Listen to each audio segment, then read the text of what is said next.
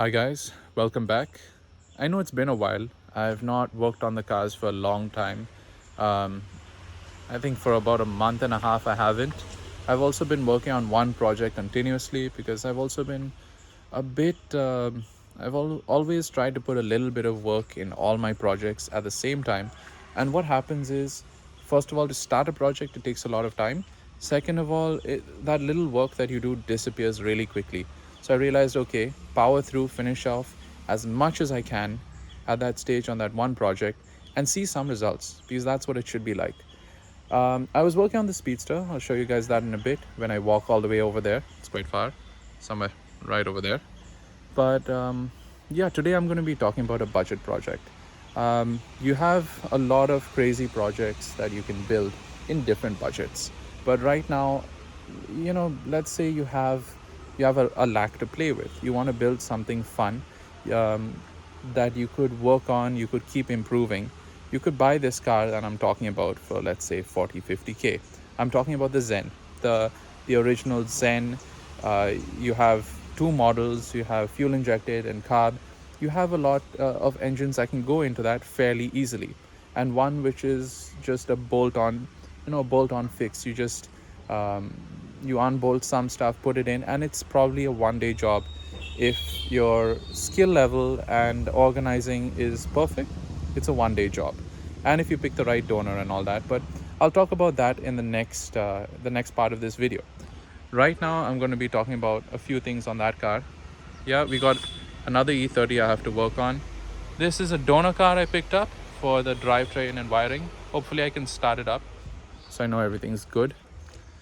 Some cars are just here for the space they need. Still need to work on this. Don't have the spacers yet. That kind of is the problem here. Machine shops are really slow. So I think I'm going to start outsourcing it out. Maybe Belgaum or maybe some of these guys I find on Instagram who are like, okay, we can do spacers. We can do this type of stuff. So take the prop shaft, take the spacers, send them out, get them done, bring them back. That might be the easiest thing to do. So we've got this too. This is quite cool. And we have a lot of projects now that are like, I have three cars that are all Maruti powered. They've got different 1.3 either carb or fuel injected 1.3 liter engines from the S team or the Gypsy. So I wanted to learn a bit more about this platform. But all this while, for the 2 months before this, I was working on this. So my Speedster is finally ready. I wasn't completely happy with it because of a few things here and there, things that can't be fixed very easily. But I did as much as I could. I got the suspension sorted out. I've got the wiring sorted, got the whole car running. I painted it myself. I'm fairly happy with it for my first paint job. I could have put in more time, but I had a tight schedule. The interiors have to be done. When it starts,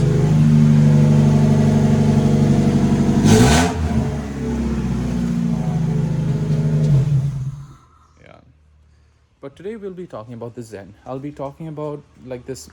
I think this is the cheapest car you could build, the cheapest fun car you could build, because you buy the car cheap, maybe between, I've seen them go for even a lot cheaper, but you could get a decent car that already has a decent suspension, decent paint job, uh, maybe a nice, decent set of wheels too, for maybe about 50-60K. Then what you do is I would suggest you buy a donor car, and all these things that I think you should do to improve on, I'll be telling you about. You should be buying a donor car as is. If you're doing a carb to EFI conversion, um, it is a bit tricky. We've actually completed this. This car starts. This was a 1 liter carb Zen, and we made it into a 1.3 fuel injected. But things aren't plug and play with this. It is a bit more difficult. Um, it is more difficult. It takes another 2 days, I would say, and you need an electrician because it's not so easy to figure this stuff out.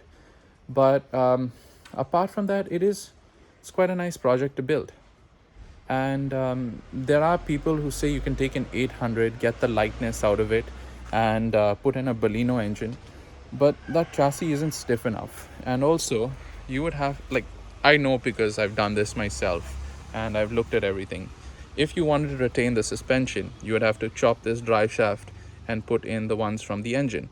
If now this car is actually wider, it's running the subframe of another car. It's running the subframe from a Palio, which was luckily bolt on, but there are a lot of parts that didn't bolt on. So I'm gonna have to chop this off, bring this out. That is all fabrication costs, and fabrication costs could cost more than your parts. That's where you're looking at bigger budget builds. That makes sense. When you spend a couple of lakhs on an engine and then you spend, sorry, shit. When you're spending a couple of lakhs on an engine and then you spend uh, maybe under a lakh in fabrication costs to make it fit, that is fine. But when you have something like this, you can't factor in such a large amount of fabrication costs because you still want to, let's say it doesn't work out. That's fine. But over here, you have a platform, which is the Zen, which can take the 1.3 liter engine without any modifications. No, you just swap out the arms. What we did was, I'll explain how easy this is. We took out the engine from the top. You could probably even lift it up. You should probably get a mechanic if you're doing this, so you can crawl under, unbolt the arms, unbolt everything. We pulled out the engine from the top with the gearbox. We took it out. That's the engine over there. We separated it. We retained the starter, the gearbox from the Zen. What you could do if you wanted the best combination of parts is you take the S-Team engine and you put in a Maruti 1000 gearbox. That would be ideal. That's if your sourcing is perfect, because then you spend a lot of time with sourcing. But this car here only used one donor. It only used an S-Team fuel injected donor. This engine cost 15K with exchange, but let's say you buy an S-Team for 30,000 in running condition. Hopefully you find one. I've seen Balenos going for like 40, 50K because nobody wants to deal with the poor gas mileage. It's too poor. So what you do is you buy this donor, you swap out everything you need, you make sure you don't cut stuff, you label stuff as you go. Let's say I'm taking off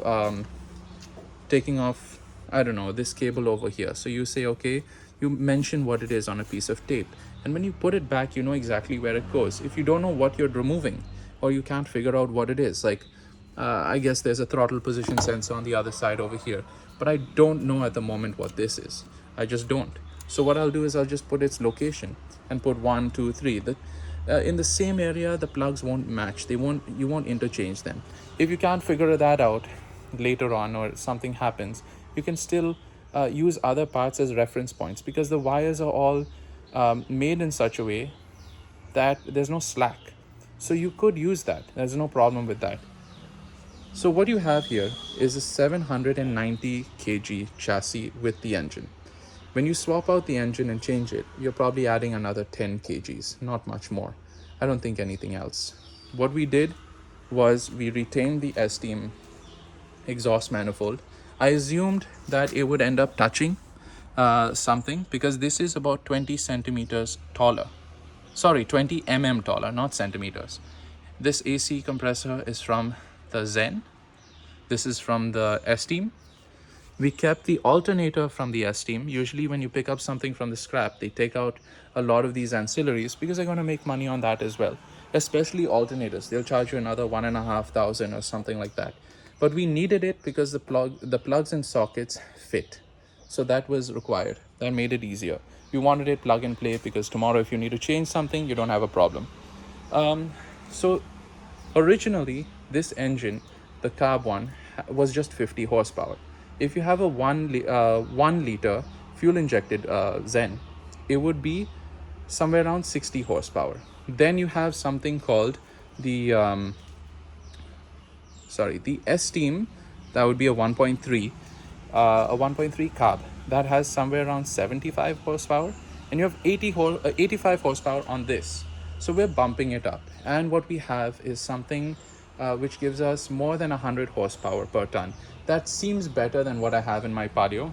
I'm gonna figure out if mine's quicker or this one is, but that's the point here. You want to get that lightness out of it, and that's why the Zen was such a favorable chassis. So this is actually called an E-Zen because it uses an S-Team engine, and then you have something called a B-Zen, which uses a Baleno engine. That on the other hand is not so easy, because over here we have one gearbox mount back here, somewhere there. We have this mount on this cross member, we have one behind, and we have an engine mount. But these cannot be retained with the Baleno. I believe a few of them have to be modified or chopped up. So that's where you need fabrication costs and somebody more skilled. But with this, you can take out the engine. We lifted it up, we brought it this way with a pair of seat belts and a pipe. You could probably pull up this engine, lift it up, and bring it with just, three guys, and it would be easy. So a couple of friends could do this. You unbolt this whole rail and bring the engine forward. That would make it really easy. So that's what it's so light. Two of us could lift that engine or this one without the gearbox. That's how easy this swap is. So the wiring was basically all from the S team because we went from carb to EFI, and that's not favorable. What you should be doing is you should be using the wiring from in MPFI Zen. That makes this whole process easier. And I'll be talking about more of the difficulties we faced that you could reduce on, but that'll be later on in the video. So for now, I'll just show you a few of the processes and what we did, the difficulties and things I noticed. And in part 2, I'll be talking about what you could do to make this easier for you to swap, as well as um, how you can do some of the stuff that was tricky, like some tricks I found with this whole swap. So here we go.